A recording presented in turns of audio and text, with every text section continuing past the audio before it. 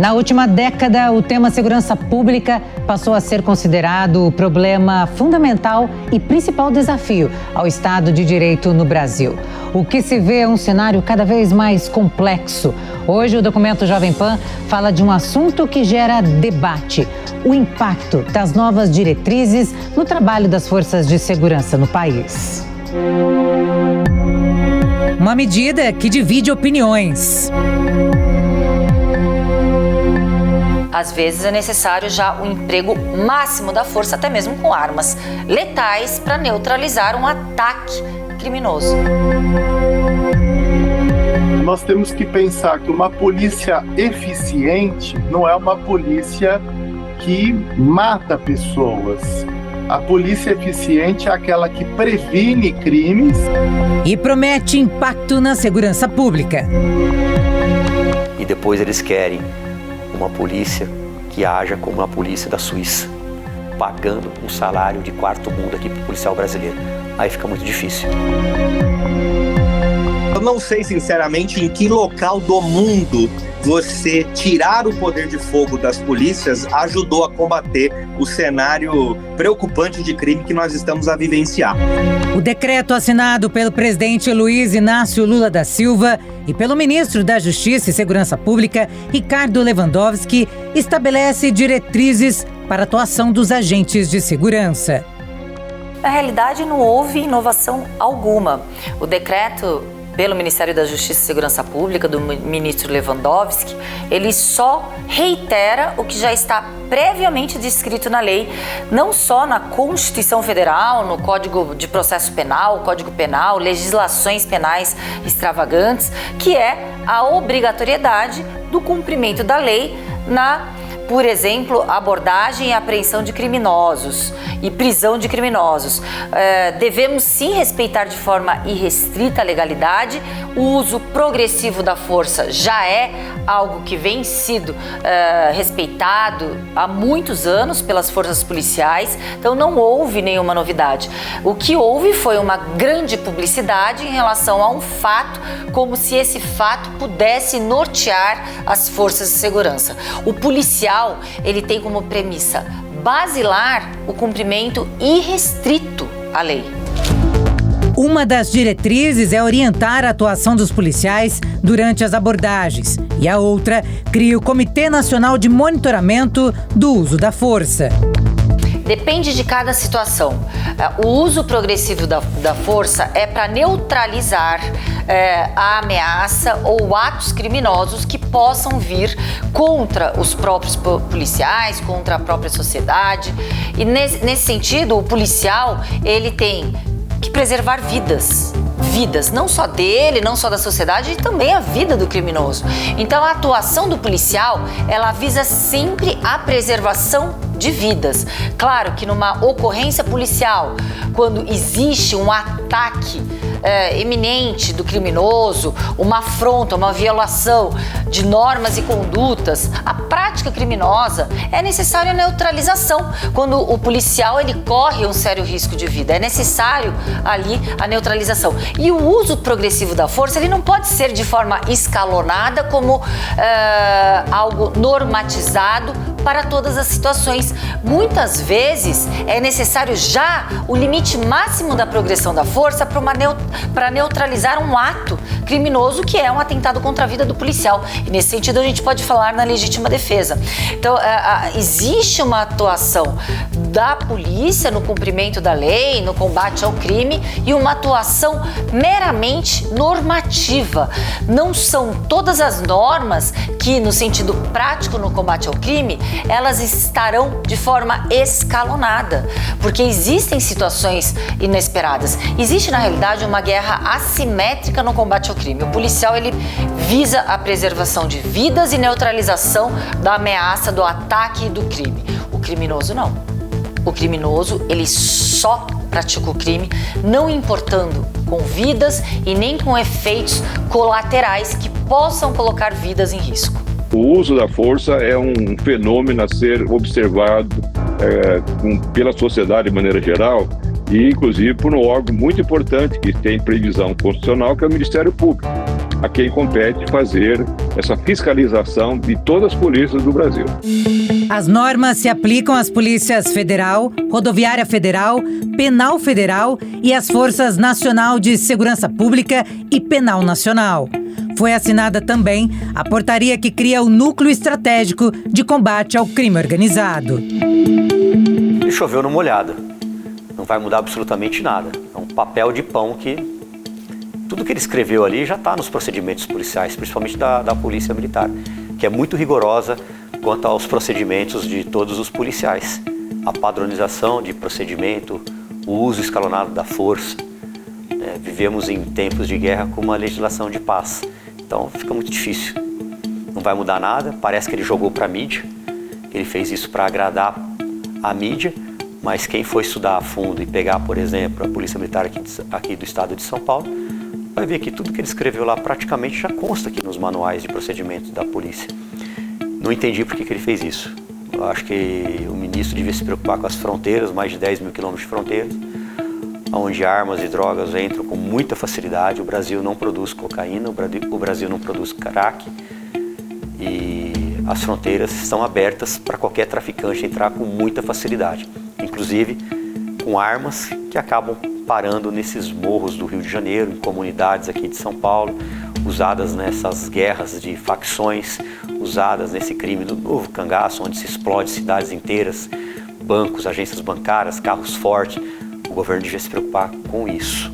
Quanto ao uso escalonado da força, a polícia já faz isso. Tem erros? Tem. Mas todos os policiais que erram são severamente punidos pela Corregedoria, pelo Ministério Público, pela Polícia Civil, que investiga também através do inquérito policial.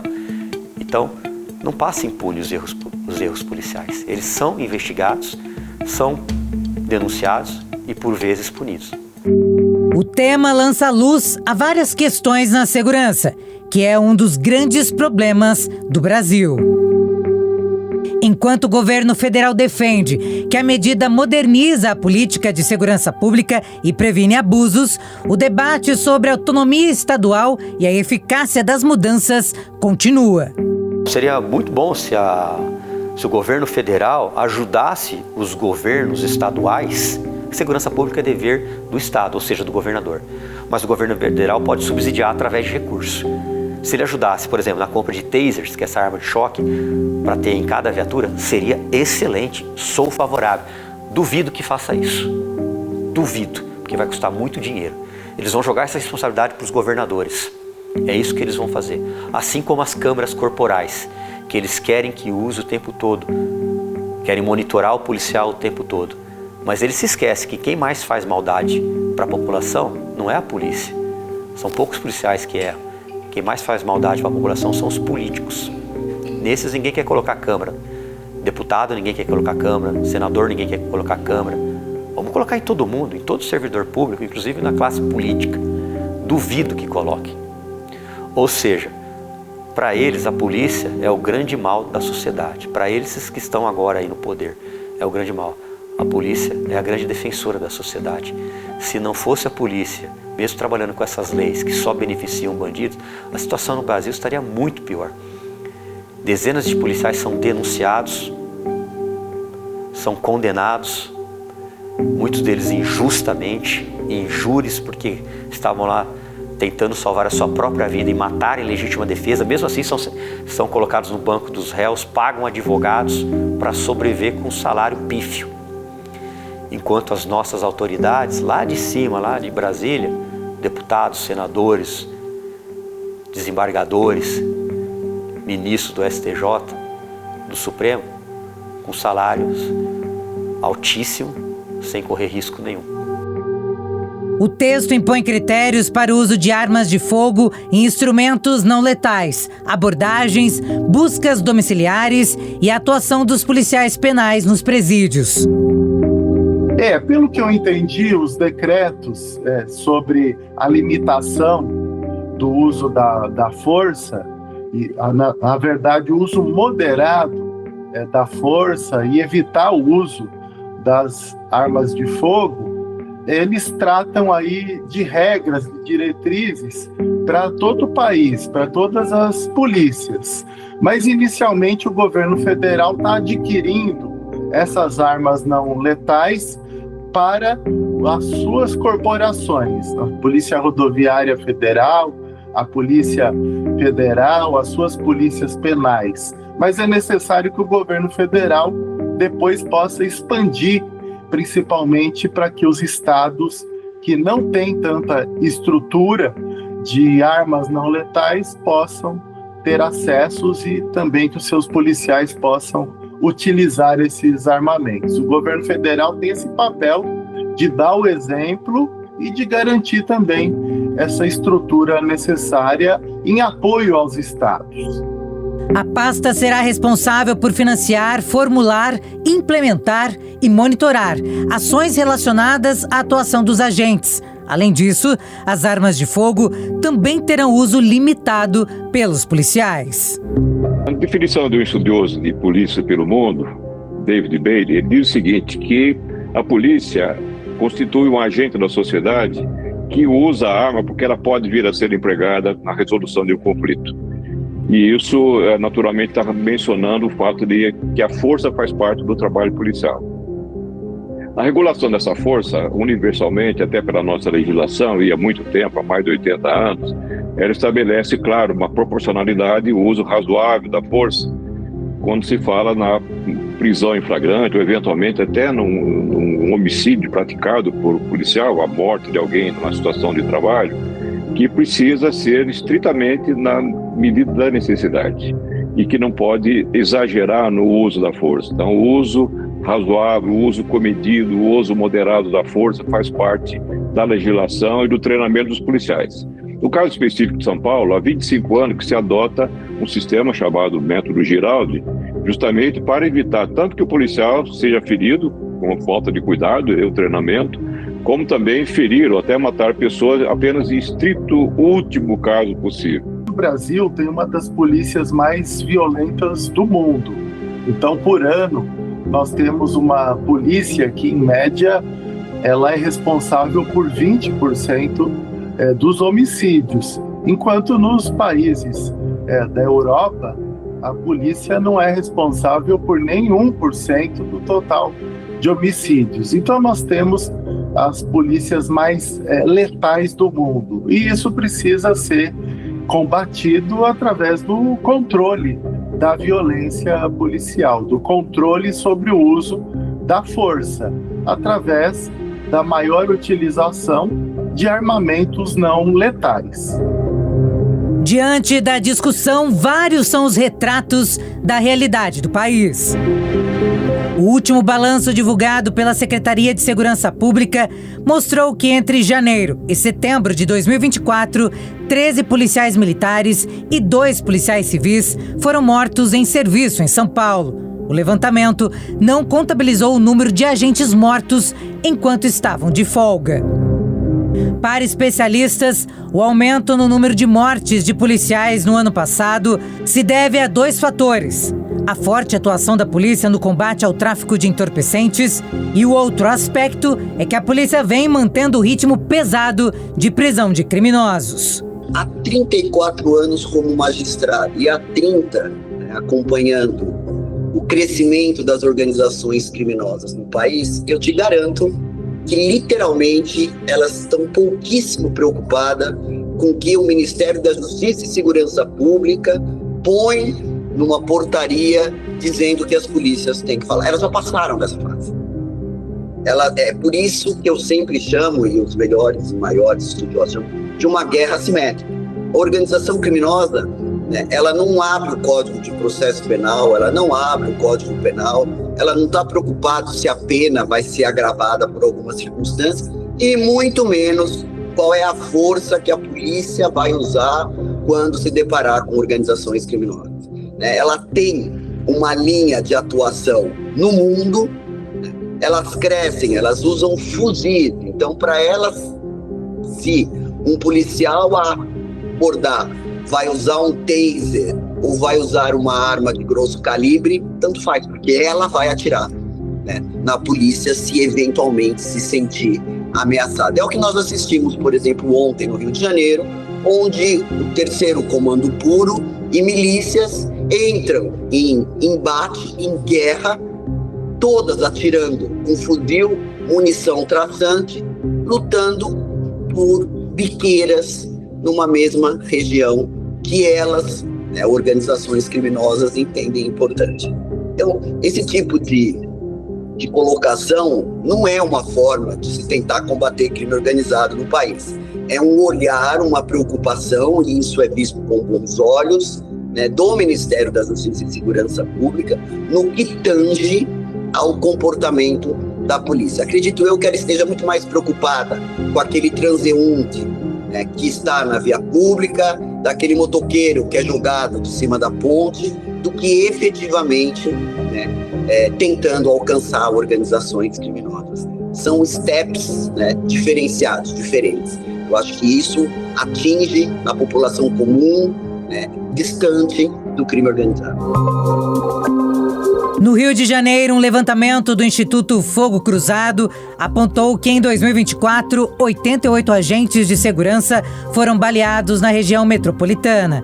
Entre os 88 baleados, 33 morreram e 55 ficaram feridos. Os agentes de segurança mais atingidos são policiais militares.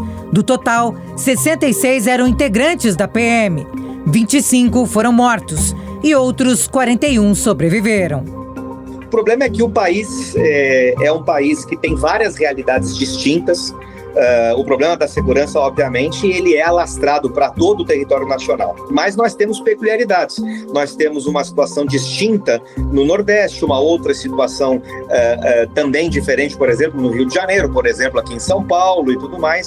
E me parece que essa normativa de âmbito federal, lá do Ministério da Justiça, ao invés dela funcionar, a meu juízo, pelo que eu li da norma, e a gente precisa partir do pressuposto que a norma sai do papel e impacta no cotidiano das relações sociais, Então, a meu juízo, ao invés dela ajudar, ela tende a complicar, porque ela tira um pouco do respaldo jurídico que todo e qualquer agente das forças de segurança precisa ter para agir. Então, nessa medida e nesse contexto, infelizmente, a norma não vai funcionar, pela nossa experiência prévia, A norma não vai funcionar para, de fato, reduzir a letalidade policial e vai causar, ou tende a causar, uma insegurança jurídica que é bastante preocupante, porque toda e qualquer atitude que resulte em letalidade por parte dos agentes da segurança, obviamente, sofre o crivo do Poder Judiciário.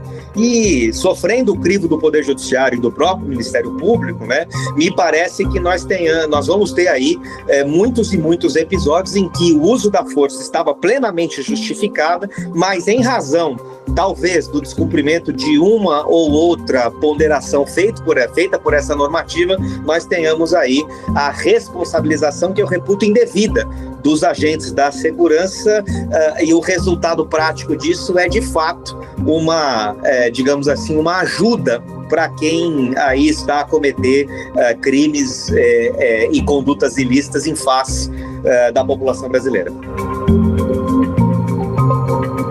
Uma pesquisa feita pela Polícia Militar do Rio de Janeiro mostra que 10 PMs foram mortos durante a folga, em casos como assaltos.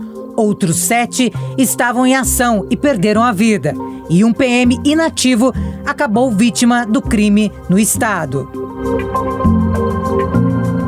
O ministro, nesse documento esse novo decreto, ele tenta minimizar o confronto direto com o criminoso. Mas não é a polícia que procura, a polícia está trabalhando. Todas as polícias do Brasil estão atuantes, no policiamento ostensivo, preventivo. Mas quando ele depara com a situação dessa, onde o inimigo, ele já está aguardando a presença dos policiais, sempre pode ocorrer o entreveiro, a troca de tiro. E nesse caso não tem como o policial utilizar de ferramentas, de instrumentos, como ele dita no decreto, não letais. Uma que a Polícia Militar de São Paulo está muito bem aparelhada, com as suas armas de porte, portáteis, e o emprego vai ser sempre da arma que está mais próxima à polícia. E normalmente as forças policiais aqui de São Paulo, eu vou ditar assim, em operações especiais, né? No caso, a Rota, o GAT, o GOI da Polícia Civil, entre outras polícias, né? Outros batalhões aqui em São Paulo. A primeira arma que ele estará utilizando vai ser sempre o fuzil, ou o fuzil 5.56, né? Ou o fuzil 7.62, que é de um potencial mais alto, para combater o criminoso à altura, porque os criminosos realmente, infelizmente, né, eu falo isso, infelizmente, porque eles são muito bem organizados. Então eles sabem que as armas que eles possuem serão armas que vão repelir a ação da polícia, e custe o que custar, até mesmo que haja a morte do policial. De acordo com analistas, é necessário discutir medidas e propostas normativas que possibilitem reduzir a vulnerabilidade dos operadores do sistema de segurança pública. Porque o governo, infelizmente, está brincando de fazer segurança. Ele devia se preocupar com as fronteiras. Eles deviam se preocupar com treinamento para as polícias. Eles deviam se preocupar com investimento nas forças de segurança. Nem todas as viaturas são blindadas, aliás, pouquíssimas são. Devia se preocupar com dar mais treinamento para esses policiais. Eu faço um desafio aqui para qualquer um desses especialistas de segurança de ar-condicionado, que não entende nada de segurança pública. Pergunte para qualquer policial, não importa se você é de São Paulo, do Ceará, da Bahia ou do Rio Grande do Sul, pergunte para qualquer policial quando foi a última vez que ele treinou com munição real, com disparos de arma de fogo ofertado pelo governo. Vocês vão se espantar com as respostas. Tem policial civil aqui no estado de São Paulo, por exemplo, que é um dos estados mais ricos do país, que não faz treinamento há anos, porque o estado não oferece para ele. E ele já ganha um salário ruim, ele não tem que gastar do dinheiro dele para fazer um treinamento. Agora, o governo federal poderia ajudar. A realidade é uma moeda de duas faces. De um lado, policiais morrem. Do outro, os agentes de segurança atuam fortemente contra o crime e matam mais. Nós observamos no Rio de Janeiro, por exemplo, nos últimos 3 anos, que mais de 50 crianças foram atingidas por balas perdidas decorrentes de confrontos de policiais com criminosos. Essa é uma situação dramática nesse sentido, mas existem muitas outras questões que envolvem o uso abusivo da força. Como, por exemplo, a gente verifica, recentemente tivemos mais um caso da Força Policial do Rio de Janeiro, indo para a favela da Maré, prender alguns criminosos e, por meia hora, fechou a Avenida Brasil. Quando essas operações fecham, às vezes, dezenas de escolas, postos de saúde, até estação de trem acabam fechando. Então, acaba afetando muito o uso mal planejado da força. Uma outra questão que a gente tem observado é que as polícias, as guardas municipais agora também, estão se colocando com todo o seu aparato de exibição de força. Nós estamos vendo aí polícias cada vez mais com roupa de guerra, com capacete de guerra. Muitas estão mimetizando, copiando o uniforme de guerra das forças armadas americanas lá no Oriente, no Afeganistão. O aparato de fuzis a todo momento pelas ruas é uma situação de demonstração de força. Os bandidos não estão muito preocupados com isso, evidentemente, eles vão continuar a atividade deles, mas essa postura dessas polícias militares, polícias civis também já estão usando essas roupas camufladas, com lenço no rosto, com uns capacetes de guerra, de combate. Isso acaba intimidando, assustando a população. Existem algumas pesquisas, institutos de pesquisa, mostrando, uma recente do Datafolha, mostrando que 51% da população brasileira tem medo da polícia, mais medo do que confiança. Então é necessário restaurar a confiança da população na sua polícia. Isso tem a ver com relação à maneira como ela adota sua postura em relação ao uso da força. Afinal de contas, os criminosos são poucos, ainda que incomodem muito, mas a sociedade que deve ser protegida pela polícia é imensa. O que se vê é a política de segurança pública que ninguém está ganhando. Dados do monitoramento do Grupo de Atuação Especial da Segurança Pública do Estado de São Paulo mostram que o número de mortes decorrentes de intervenção policial no ano passado foi o maior da década. Os números indicam aumento de 65% de mortes, de 542 para 835, entre 2023 e 2024. A Polícia Militar, com maior efetivo do Estado, também é responsável pela maior parte das mortes. Quando damos notícia de um decreto que se põe como supostamente um decreto para ampliar ou até mesmo normatizar as forças policiais, esse decreto ele não passa mais do que o que já está descrito, o que já foi feito.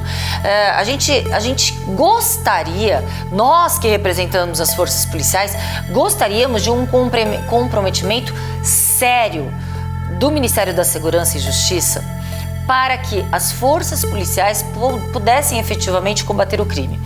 Armas menos letais, como gás de pimenta, gás lacrimogênio, armas menos letais, como tasers, que são aquelas armas de choque, ou até mesmo munições antimotim, que são utilizadas também para dissipar grandes tumultos criminosos, tudo isso já é utilizado. Gradativamente existe ali um aumento no emprego da força para o combate ao crime. O decreto das novas normas ocorre em meio a uma série de episódios de violência policial registrados no estado de São Paulo. Desde o fim do ano passado, pelo menos 8 casos foram denunciados como possíveis abusos de poder por partes de agentes de segurança. Gabriel Renan da Silva Soares foi baleado pelo policial militar Vinícius de Lima Brito em 3 de novembro, no estacionamento de uma loja na zona sul de São Paulo. O ladrão aparece nas câmeras de segurança. Ele furta produtos de limpeza e, quando sai da loja, o policial percebe e atira. Outro caso envolve a morte do menino Rian da Silva Andrade Santos, de apenas 4 anos, que foi morto durante uma ação da Polícia Militar na Baixada Santista, no litoral paulista. A criança brincava em uma rua do Morro São Bento, em Santos, quando foi atingido pelos disparos. 2 adolescentes, um de 15 anos, outro de 17, também foram baleados. Um deles morreu, o outro foi socorrido. Mais um caso é a morte de Marco Aurélio, de 22 anos, que cursava medicina. Ele foi morto na escadaria de um hotel na rua Cubatão, na Vila Mariana, zona sul de São Paulo. A ação foi registrada por uma câmera de segurança por volta das 2h50 da madrugada. Os PMs Guilherme Augusto Macedo e Bruno Carvalho do Prado estavam em patrulhamento pelo bairro quando Marco Aurélio teria dado um tapa no retrovisor da viatura e fugido. Segundo o boletim de ocorrência, o jovem correu para o interior do hotel, onde estava hospedado com uma mulher. Os policiais relataram que ele estava bastante alterado e agressivo. Nas imagens é possível ver que o jovem entrou no saguão do hotel sem camisa. Um dos agentes tentou segurar Marco Aurélio pelo braço. Em seguida, o estudante pegou a perna do policial, que caiu no chão. Durante a confusão, o PM Guilherme atirou no estudante. Os policiais alegaram que o rapaz teria tentado pegar a arma de Bruno. Meu filho está morto e nadie me lo vai devolver. Tinha só 22 anos. Tinha só 22 anos e foram feitas tantas coisas, foram faladas tantas coisas.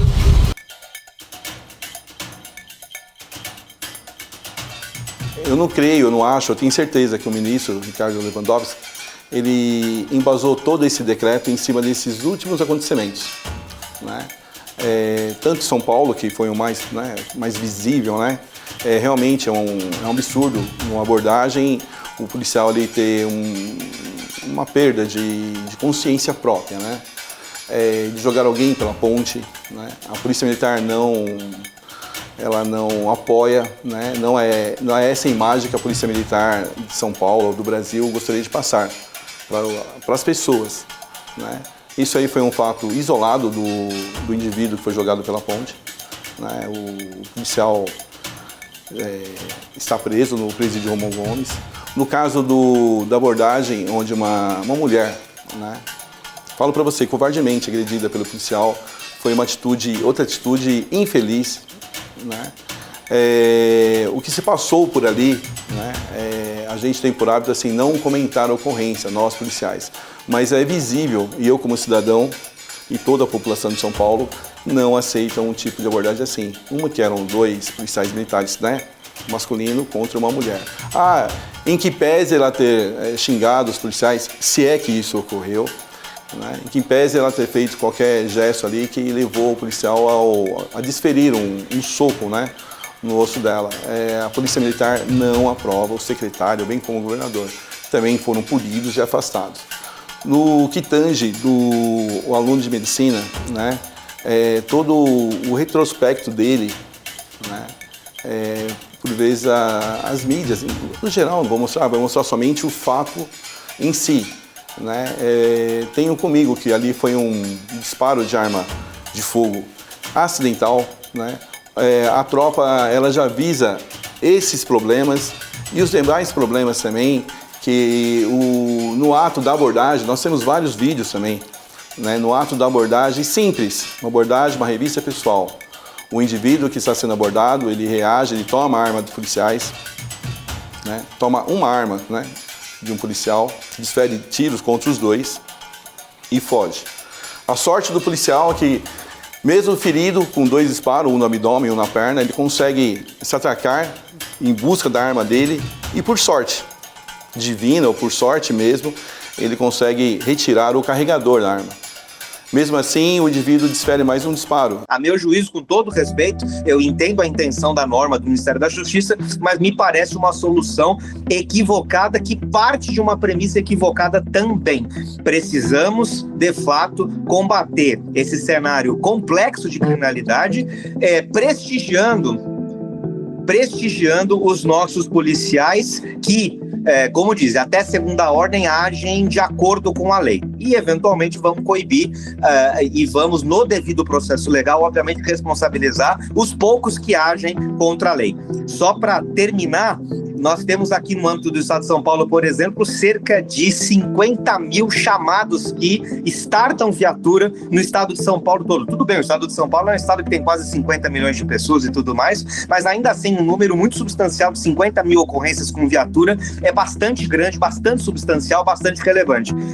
Temos não mais do que 0,5% de problemas ocasionados por alguns policiais dentro dessas 50 mil ocorrências mês que startam viatura. Ou seja, se estivéssemos dentro de um número percentualmente mais substancial e mais relevante, talvez de fato nós precisáramos tomar um outro rumo, uma outra lógica, precisaríamos adotar uma outra lógica. Mas admitir que apenas e tão somente nem 0,5% de todas as ocorrências dão errado, e quando eu digo dão errado, são aquelas que eventualmente traduzem algum tipo de abuso por parte do agente da força policial. Se a gente partir desse pressuposto, qual é o motivo da gente reconhecer a potencialidade de ilícito das outras 49.900 ocorrências aqui no estado de São Paulo? É esse o pressuposto que me preocupa quando a gente adota esse tipo de normativa por parte do Ministério da Justiça. A cada amanhecer, os cidadãos das grandes cidades e capitais brasileiras são obrigados a conviver com a violência e criminalidade que assola o país. Roubos, latrocínios, mortes já não são surpresas para o país. Mas para que isso mude, as forças de segurança precisam ser valorizadas, treinadas e ter um efetivo preparado para combater as organizações criminosas e trazer tranquilidade à sociedade. E eu entendo extremamente necessário investimentos nas forças policiais, sejam elas no âmbito federal, no âmbito estadual.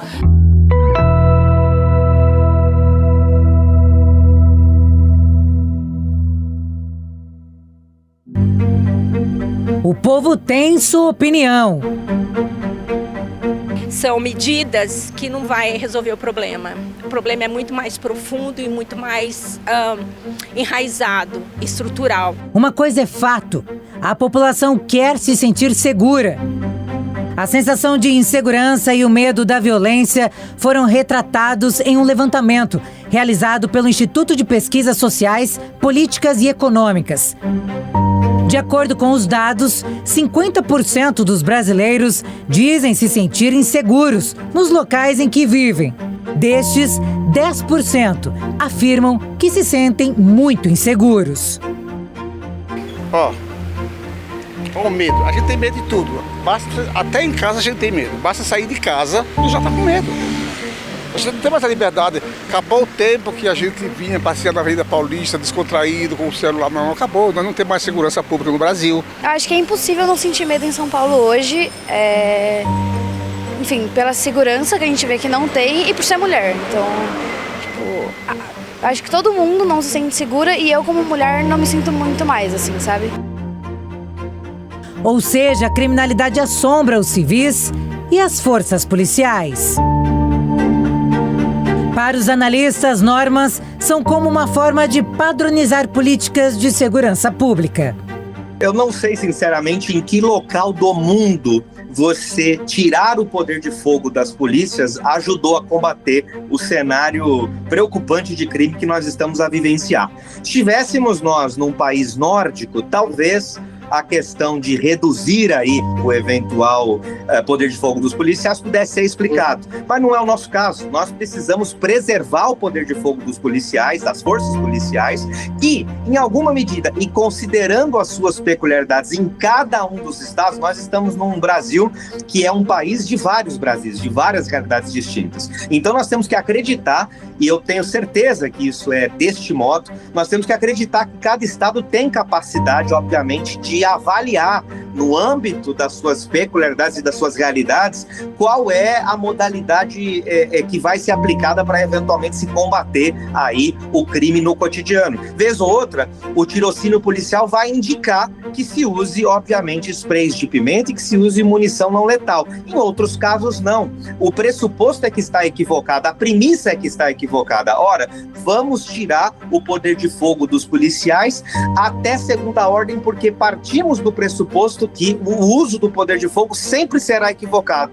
E não é desse modo que funciona. Nós temos que, de fato, como você bem ponderou, ao invés de reconhecer que os policiais precisam usar armamento não letal, nós precisamos reconhecer que eles são seres humanos como qualquer outro, que obviamente tem aí as suas dificuldades, inclusive operacionais, e, portanto, começamos a resolver o problema a partir do momento em que compreendemos o ser humano policial e investimos nesse ser humano policial, na sua formação, nos seus vencimentos, que retribua o risco que ele assume todos os dias ao sair no operacional, aí no cotidiano, né? E vamos acreditar que ele age dentro da legalidade.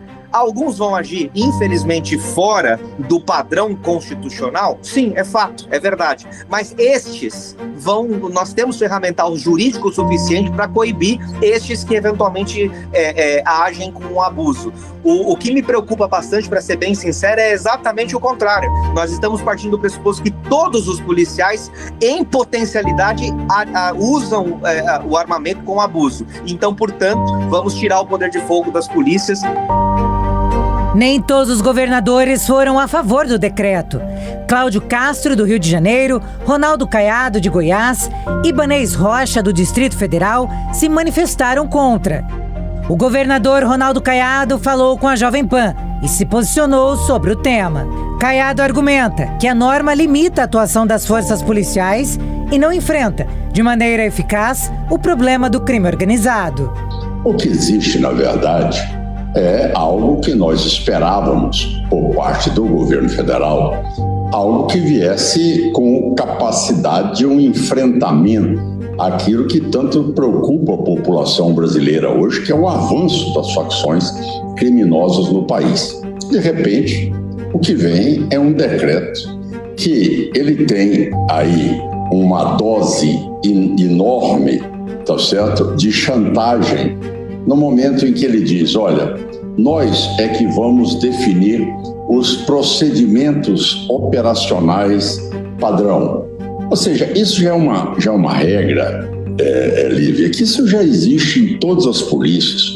Isso aí não tem novidade alguma. Isto aí o que vem nesse decreto 12.341, ou seja, não traz nenhuma novidade para as polícias.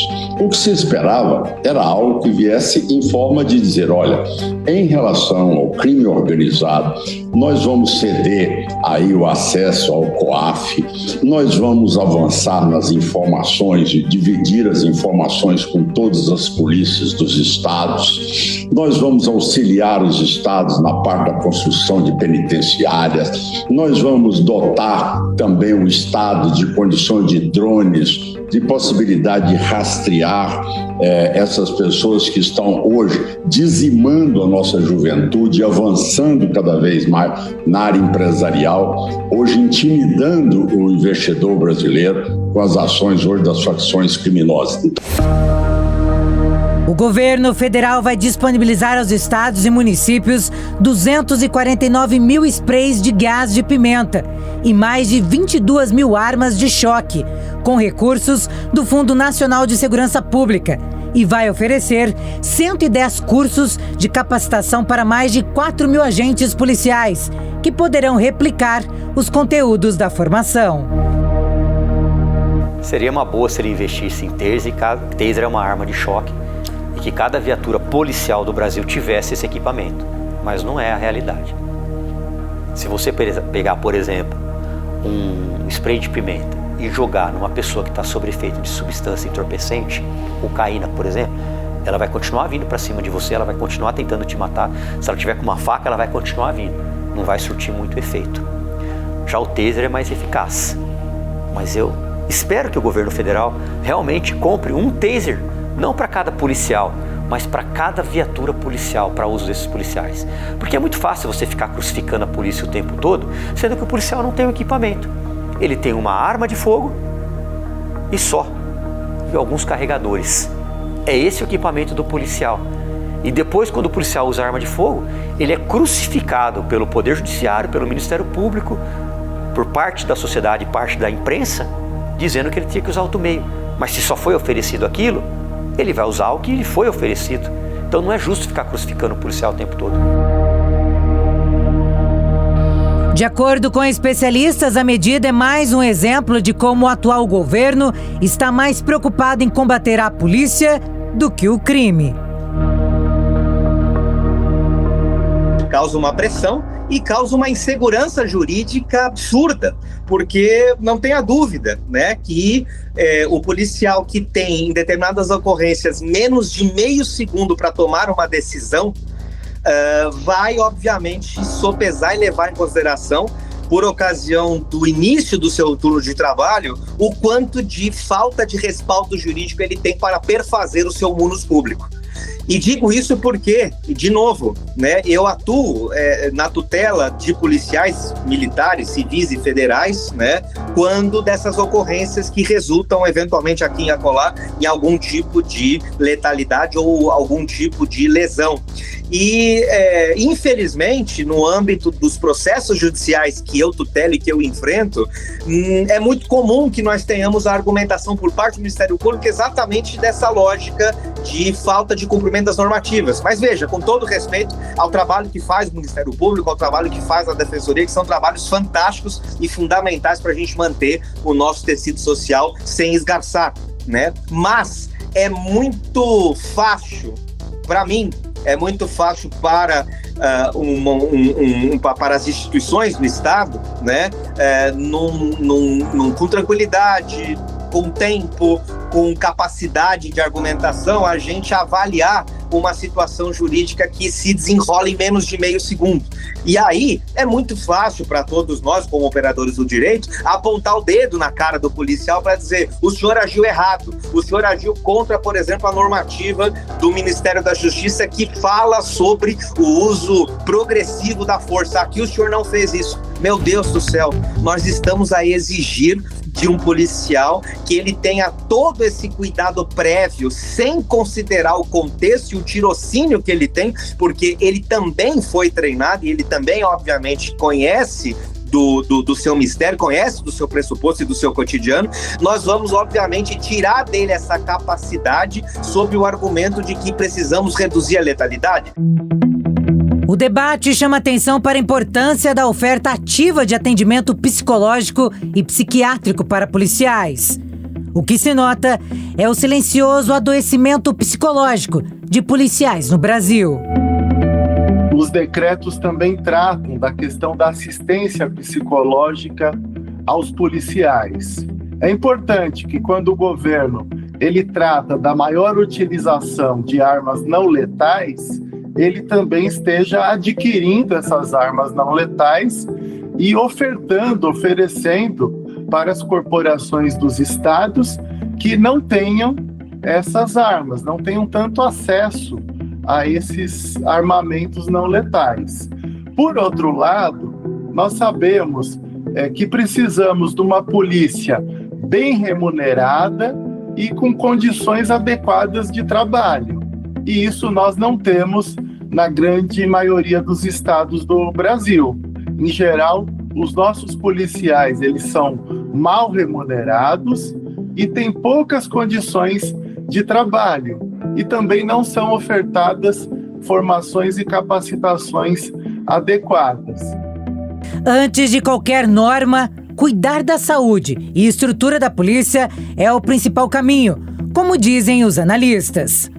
Baixo salário, problemas às vezes administrativos dentro de suas próprias instituições, cortes financeiros periódicos que vêm a partir do governo ou de diversas outras instâncias, conflitos internos políticos e, além disso, o próprio risco e o ardor da profissão, que muitas vezes é encontrar pessoas que muitas vezes estão emocionalmente alteradas. Isso, sem dúvidas, acaba interferindo negativamente na saúde mental daquele policial, daquela profissional de segurança. Esses casos que fugiram do contexto, né? Todas as tropas do Brasil estão treinando os seus alunos, né? Que estão ingressando tanto na formação de soldados, na formação de sargentos, na formação de oficiais, um treinamento mais voltado para a defesa pessoal. A tropa em si está treinando também o seu condicionamento físico, né? Mas o que a gente tem que imaginar é que, humanamente, é impossível a gente buscar no ser humano que sempre esteve um policial com 20, 25 anos, né? Por vezes sedentário, como é que ele vai se readaptar a toda esse contexto, né? Essa mudança que o ministro quer. Então, assim, será de uma forma gradativa, né? O objetivo de todos os comandos gerais da Polícia Militar, ele prega sempre a preservação da ordem pública, né? O cidadão sempre amparado, né? sempre com segurança em qualquer ambiente que ele esteja, e a vida do policial militar. É só você imaginar como que seria a vida de um policial no Rio de Janeiro, no estado da Bahia, né? Entre outros estados, né?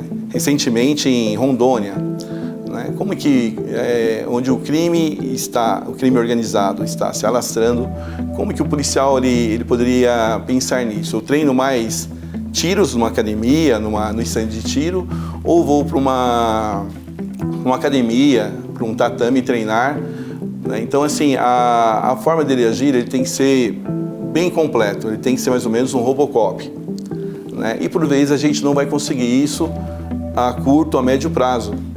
Só que, por outro lado, tudo vai em direção das forças de segurança. Eu creio que se tivesse um empenho maior também, e isso cabe ao governo federal, né? Me direciono ao governo federal, né? Uma divulgação, alguma propaganda falando sobre o trabalho dos agentes de segurança. A instituição é responsável por seus colaboradores e, com isso, promove ações para a prevenção e promoção de saúde mental. Isso é particularmente importante na polícia, pois características do trabalho são consideradas fatores de risco para alguns adoecimentos mentais. uma carga de trabalho exaustiva. Muitos desses policiais, civis, militares, eles têm de ficar muitas horas em pé, com equipamentos extremamente pesados, às vezes submetidos a climas, temperaturas no Brasil inteiro que são realmente sensíveis, mas sobretudo o risco de sempre estar à beira da morte, do sensível, pois amanhã você não sabe se vai voltar para casa.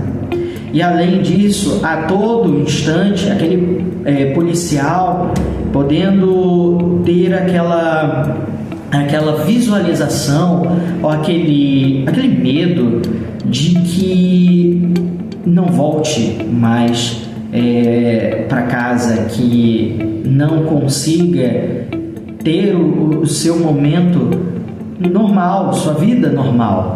Então, é algo que fica, um pensamento que fica sempre ruminante à cabeça de muitos policiais da ativa de diversas patentes ou cargos em suas instituições. É preciso monitorar a saúde mental dos profissionais de segurança pública e dar visibilidade a essa questão tão importante. Eu costumo dizer que o Estado, e o braço operacional do Estado para combater o crime são as polícias, são os policiais. O Estado tem que agir com racionalidade. Quem age contra a lei, quem age com raiva, quem age querendo esgarçar o tecido social é o bandido, Do Estado e dos agentes policiais, a gente tem que esperar um mínimo de racionalidade. Óbvio que seria possível que nós tivéssemos aí um treinamento mais aperfeiçoado, que nós tivéssemos aí mais amparo, por exemplo, mais amparo psicológico, Eu tenho aí 25 anos de carreira tutelando juridicamente policiais de todas as forças federais, policiais rodoviários federais e militares, civis também, e eu nunca conheci um único policial que acordasse pela manhã dizendo, olha, hoje eu vou matar. Ao contrário, o policial tem a plena compreensão dos problemas gravíssimos que eventualmente uma atitude ilegal da parte dele pode causar, não só para a carreira dele, mas também para a própria instituição. Agora, falta, a meu juízo, se eventualmente o governo federal quiser realmente somar forças com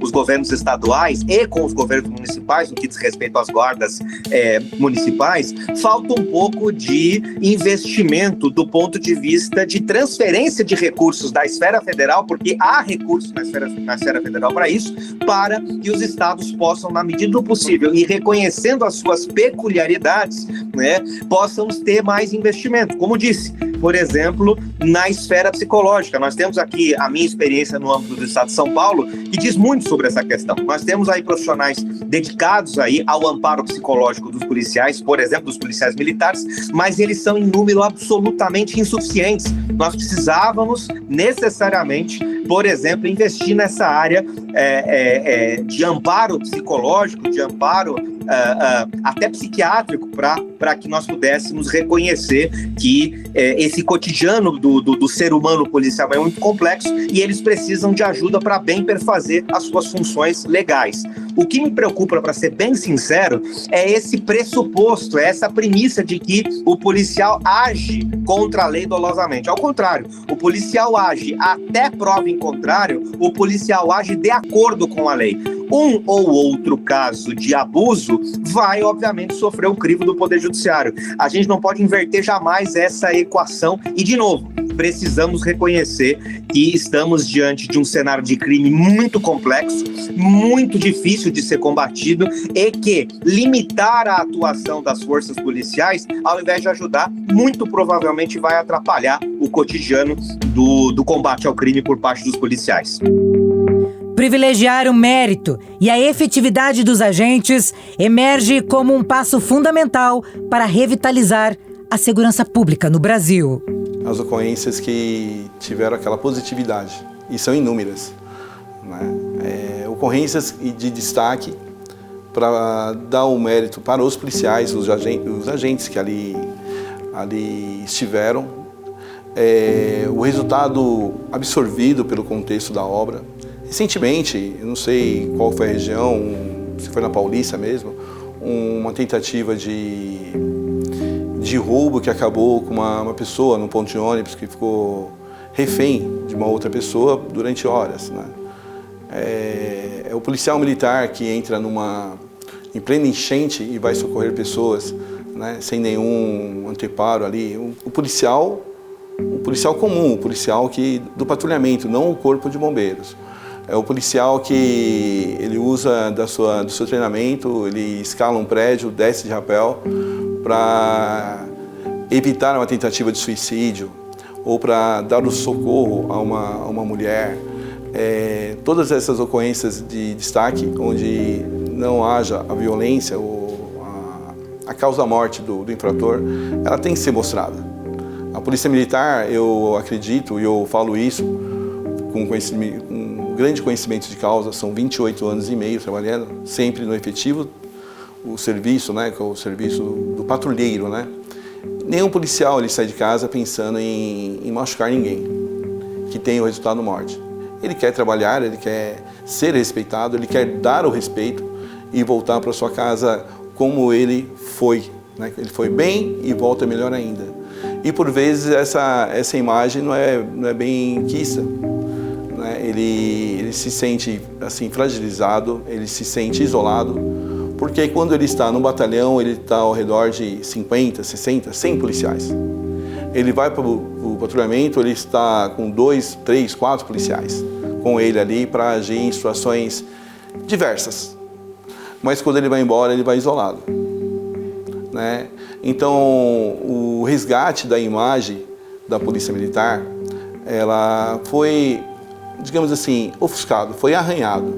Essas últimas ocorrências, sim, mas eu tenho certeza que tanto o governo de São Paulo, os demais estados estão trabalhando para recuperar a imagem dos seus agentes. Eles são os heróis, eles são os mocinhos da história contada, do filme, né? O vilão, ele merece ser detido, ser preso, e por vezes ele não quer ser preso, voltar à cadeia, né? E por isso que há os confrontos que, de uma forma mais simples falando para você, acaba sendo inevitável a causa da morte do marginal, do bandido.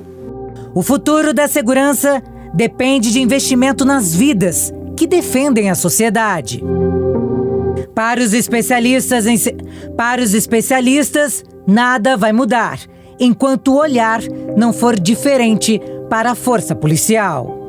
O policial sempre cumpriu a lei. O policial sempre fez o uso progressivo da força. O policial sempre se ateve à legislação no combate ao crime. O policial sempre teve como premissa maior a preservação de vidas, inclusive do criminoso. Claro que quando há necessidade de neutralização daquele ataque criminoso, muitas vezes é uma consequência do próprio criminoso se colocar ali em risco para que a sua vida seja neutralizada.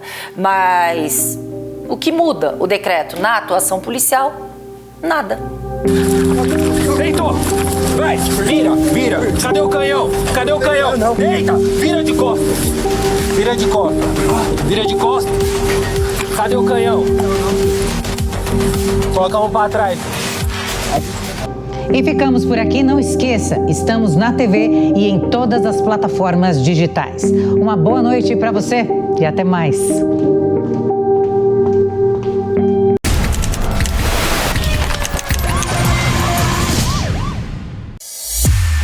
Realização Jovem Pan News.